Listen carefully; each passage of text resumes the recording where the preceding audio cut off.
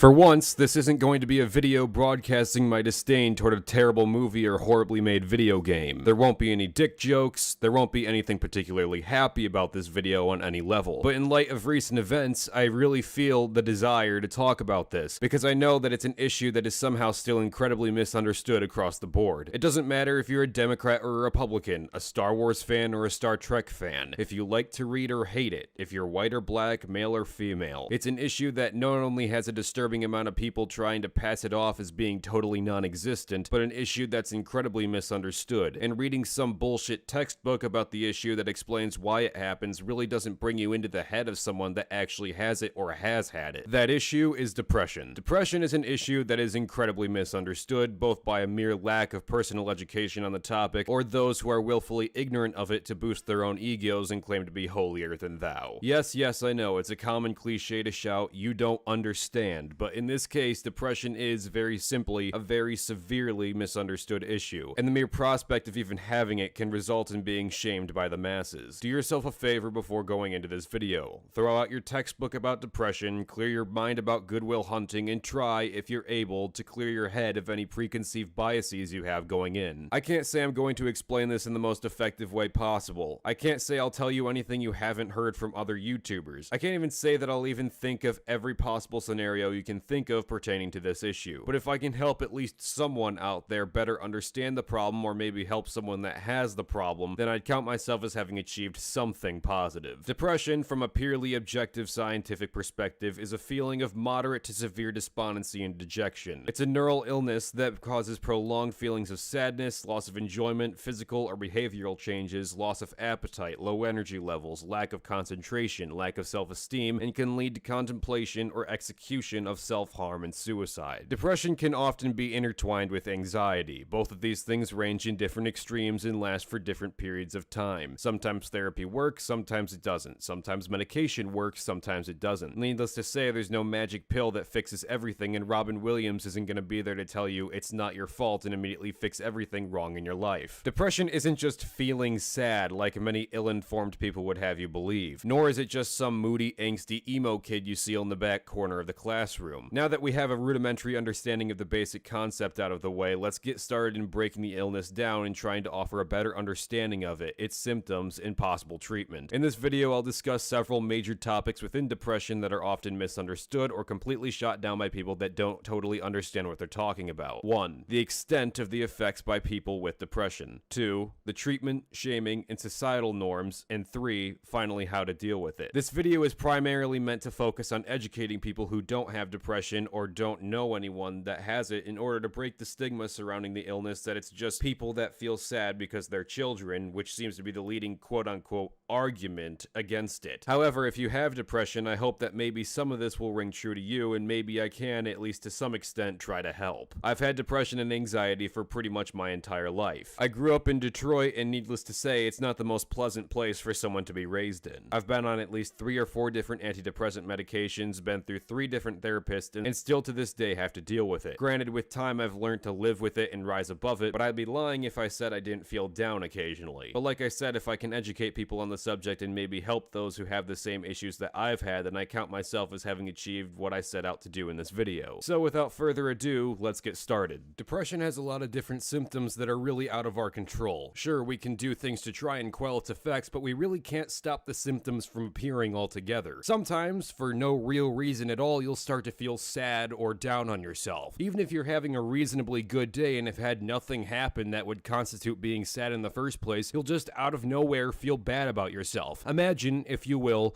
that your conscience has completely turned against you, like it's an entirely new and hostile entity living inside your head. So even if you're having a great day and you think to yourself, wow, this is the best day of my life, your conscience will say otherwise. It's random. There's no real good explanation behind it. Just out of nowhere, even if you've met your favorite singer from your favorite band, the girl you wanted to go out with said yes, you passed your college math class with flying colors, and you got a $2 raise at your job, your mind can just randomly say, yeah, well, this really isn't going to last. This is just a temporary moment of happiness that's eventually going to end in miserable failure. As ridiculous as it sounds, this is a thing that legitimately happens. Even in the most positive of circumstances, your mind can actively act against you. It can also work against any of your aspirations for the future. That line, things will get better, may be true in some circumstances, but your mind won't let you think that. For example, I want to be a full-time author. I've already talked about how I've published a book. During that whole writing process, even when I was happy with where the story was going and how it was turning out as a whole, as soon as I'd grow hopeful for the future, my mind would immediately put up a roadblock and immediately tell me, hold up, most authors are never recognized. Most authors that are published never get anywhere, never grow an audience, are lost in the market, and have to work in some piss-poor factory job, living in a shithole apartment, alone and miserable forever, and their work is never recognized by anyone or remembered further down the line. So, even though your book is looking great now, trust me, you're never going to get anywhere. This was the thought that plagued me throughout the entire 3 years it took me to start writing it to the point that it was actually put on the market. It's a thought that still plagues me even now with my future work that I have planned. It's what people mean when they say that they are their own worst enemy, or they're trapped in their own head. Your mind becomes just as much of a divisive force as any political difference, family feud, or team rivalry. It's natural to occasionally think about the things that can go wrong and to think rationally rather than to get too far ahead of yourself, but depression takes that one step further and makes you focus solely on that. This can lead to other symptoms. With your mind actively working against you and telling you how much you suck, you can lose enjoyment in things. You want to be an author, but your mind says fuck you? Well, you may just stop writing altogether. I went through maybe a year and a half without being able to write or read anything because I felt so down about myself and so discouraged that all of my ambition to write or have anything to do with books at all had left me almost entirely. The complete and utter loss of ambition or aspiration of any kind can really fuck you over. Sure, maybe you'll pass college, but then you'll have to pay a mountain of debt and you'll likely be stuck in a job you hate, not making enough money to pay off your student loans, and you'll be miserable for the rest of your life. Sure, maybe the girl you like will go out with you, but you know what they're like. They have a sick obsession with fucking with your head. She'll find some other guy and fuck him behind your back. She'll never be pleased with anything you do. She'll use you, dump you, whatever. Don't even bother trying. You're just gonna die alone anyway. And to branch off of that, depression can harm your self-esteem to such an extent that you'll willingly stay in an abusive or toxic environment just because you think it's what you deserve. Your brain will literally just see it as the most positive thing that could ever happen to you, and you'll just sit by and let whatever the hell happens happen, even if it ultimately leads to greater issues with depression. It's important to note that these symptoms aren't isolated only to people who are less fortunate. Whenever someone famous like Robin Williams or Chester Bennington does this, I always see a disturbingly large amount of people conjure up the argument that they have no right to feel sad because they have a lot of money or fame. Depression is an actual clinical illness, a mental disorder. Sure, it's not something crazy like schizophrenia, but it's not just somebody feeling sad. It's important to note that there's a fundamental difference between having depression and feeling depressed. Everyone at one point or another will go through some tribulation that will likely result in a temporary depression, like a family member or a pet or a friend dying. The fundamental difference between the two is that the mere feelings of depression are temporary, as in lasting a matter of hours or days, whereas having the actual mental disorder can last years, decades, maybe your entire life. Mental disorders do not discriminate on the basis of how fortunate you are. Just because someone was part of a huge band, had a lot of money, and had a family doesn't mean he's automatically immune to depression. Like I said, you can be having the best day of your life, but out of nowhere, you'll just get down on yourself. It's not like this is something that people with depression want. There's this idea that floats around there that people with depression want to be this way, as if there was ever in the history of the human race been a single living person that consciously wanted to feel miserable. Nor is it something that you can just wish away. You don't make the conscious decision to be happy or sad. If you love someone, it's not as though you're making the decision to do that. You don't just go up to somebody and declare your love for them after choosing to love them. It's a feeling that comes naturally. If you listen to literally the worst thing ever, you're not going to be able to just force your brain to love it. If you don't like it, then you don't like it. You don't choose to be sexually attracted to the opposite gender or the same gender. It's just a combination of nature and nurture. It's not something you can control. I think Anita Sarkeesian is disgustingly unattractive, and no amount of forced masturbation can convince me to think otherwise. Likewise, people with depression don't choose to be unhappy. If it was as simple as the flip of a switch, then depression wouldn't exist in the first place. Nobody wants to feel miserable. And it's not as though you can just go up to somebody and say, stop being sad, because it's not that simple. The best you can do is try to do things to make yourself happy, but there's no magical button that turns the depression off. Depression is very much on a scale, and it's worse for some people than it is for others. For some, they just periodically feel sad or upset for no particular reason. For others, they may constantly feel feel upset, and even have frequent thoughts of suicide. If you've known anyone that committed suicide or know of an actor, musician, artist, and so on that took their own life, then I'm sure you've heard this phrase or maybe have said it to yourself.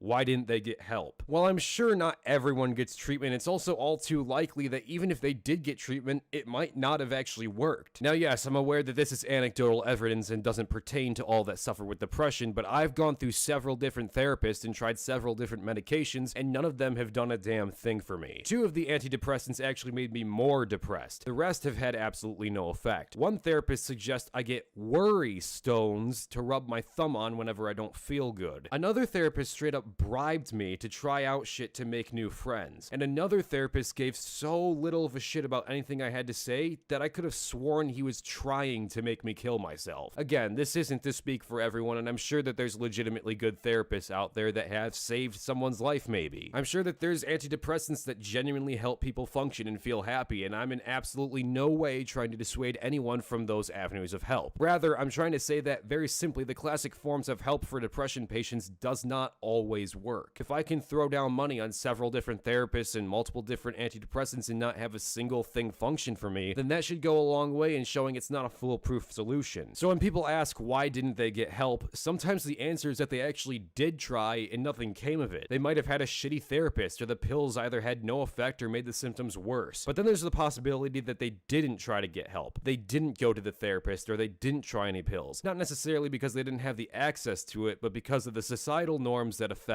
them. Let's throw a statistic out there. Over 70% of annual suicides in the US alone are male. That's a staggering number for the supposedly toughest and most emotionally stable of the 2 genders. So why are there so many men that aren't seeking help? It can't all just be because of hard drug and alcohol abuse. The fact of the matter is that there's a societal stigma against men showing any kind of vulnerability. Showing that you have feelings, that you are genuinely hurt or otherwise negatively impacted by something someone did or said to you, or letting out any kind of emotion whatsoever is almost immediately shamed, and unfortunately, as I'm sure many can personally attest, this is a stigma that is vehemently supported and reinforced by other men. I'm sure all of you have heard it said to you, seen it being said to someone else, or have said it to somebody yourself. Grow up. Stop being a pussy. Quit being a bitch. Grow a pair. Well, on their own, these are rarely the actual cause for some kind of emotional outburst or period of depression. These are all too often the responses men get if they already have it. While women aren't exempt for the same kind of ridicule, it's impossible to deny that there's a disproportionate number of men that are suffering from extreme depression that can lead to thoughts or execution of self-harm or suicide. There's various reasons why male suicide rates are at such a high number, which for the purposes of this video we won't be discussing right now, but this does in fact link back to any lack of attempt to seek medical assistance. Because of the societal norms perpetuated very much by other men, if a man has depression or thoughts of suicide, he's discouraged from actively seeking help or bringing up the conversation entirely. Men aren't supposed to talk about their feelings, not supposed to need medication for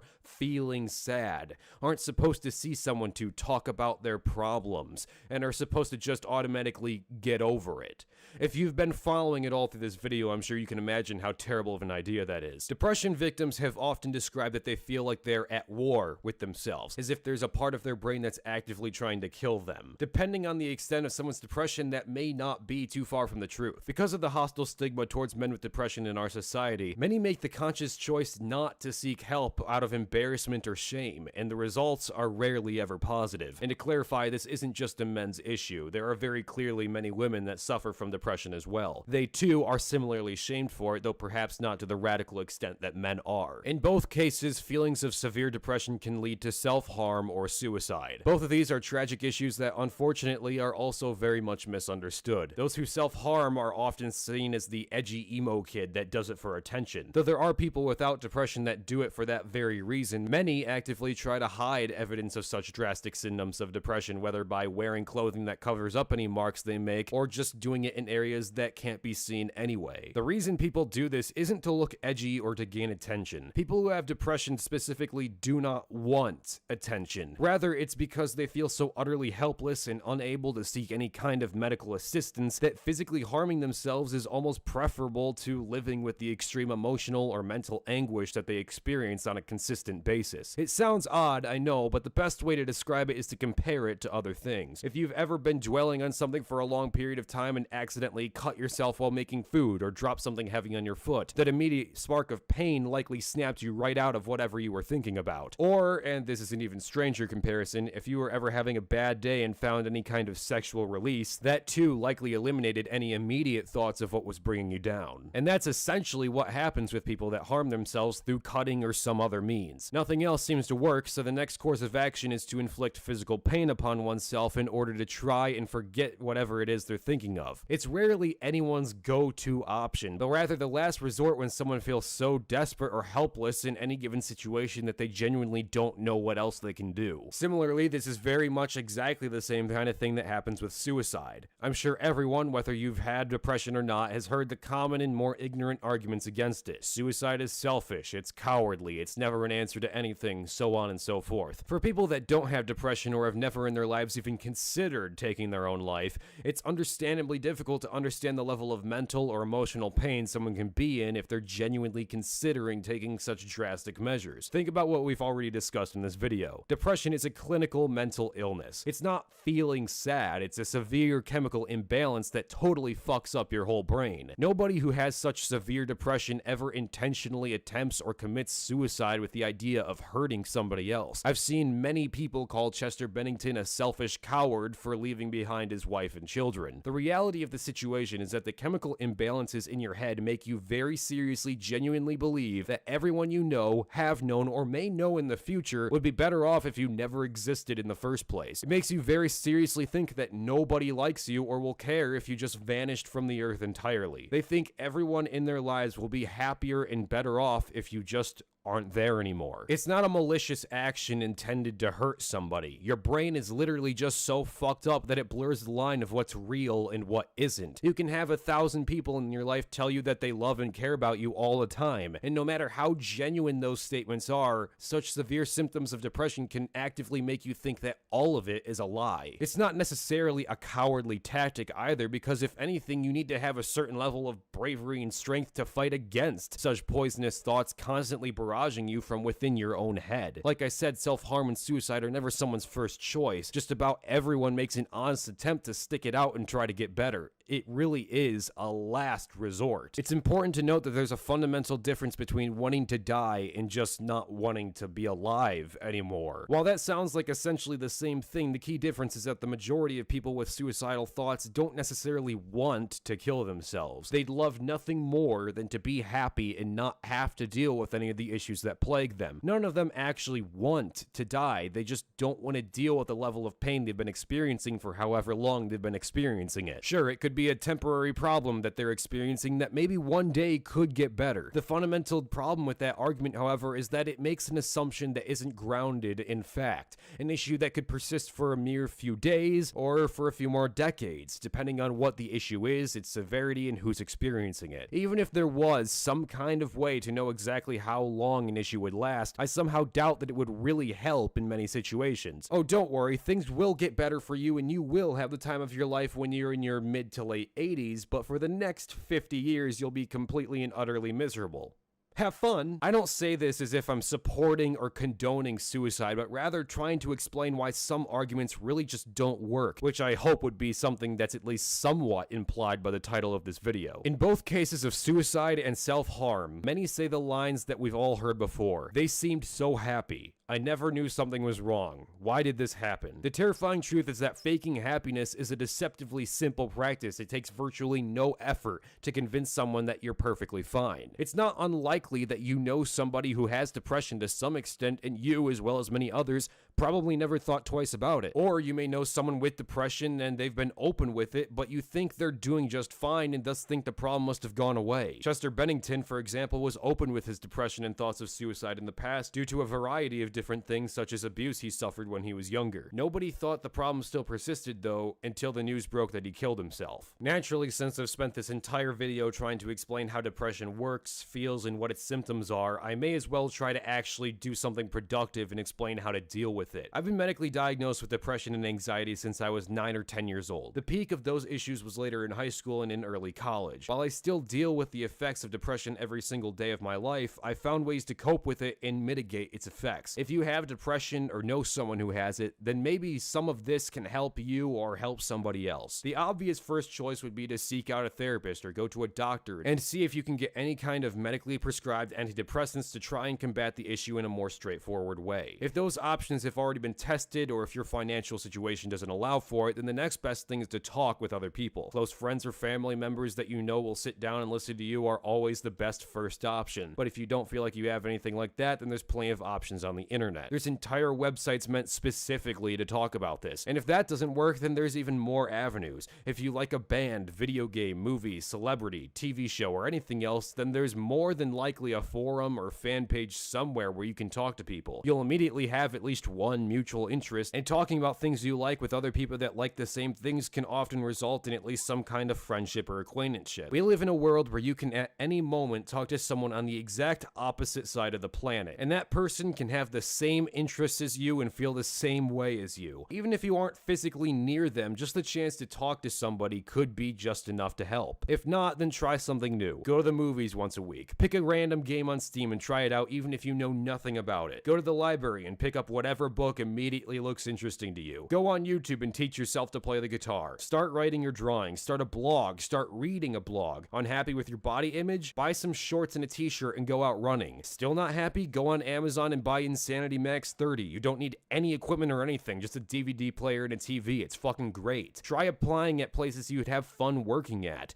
If you already have a job and hate it, then make a change and try to get out. Join a Discord server, unless it's mine, in which case that might actually cause depression. Get a pet. Go to a concert. The best way I've found to mitigate the effects of depression is to try and make some consistent change to my daily routine that distracts me from these feelings. Maybe that'll work for you, maybe it won't. If you have other ideas, then feel free to post them in the comments below. And if you're feeling absolutely desperate and you're just in a horrible place in your life, there's phone numbers and chat rooms to call in order to talk to people about these issues. You can even call the police if it's getting really bad. I know this wasn't my usual upbeat, sarcastic assholery video where I rip apart some shitty movie or play some god-awful video game, but this is a subject that I've had a lot of personal experience with and have thought about making for a long time. But in the light of one of my favorite singers dying recently due to his problems with depression, this issue immediately came to the forefront, and I thought it was far more important that I talk about this rather than about how much Valerian sucked. Believe me, that movie is awful. I'm sure there will be a lot of assholes in the comments that'll either listen to this video and remain pliantly ignorant, or will look at the title, not watch the video, and type "kill yourself, faggot" almost immediately because it's the internet and the internet is fucking stupid. But if you have depression, or if you don't and didn't know much or anything about the issue, then I hope I could have at least somewhat educated or help you better understand this issue. It's a very serious mental illness and it doesn't discriminate. If you're young or old, wealthy or poor, successful or a deadbeat, man or woman, white or black, depression is a silent killer, and it's an issue that needs to be brought to light, and people need to know more about it.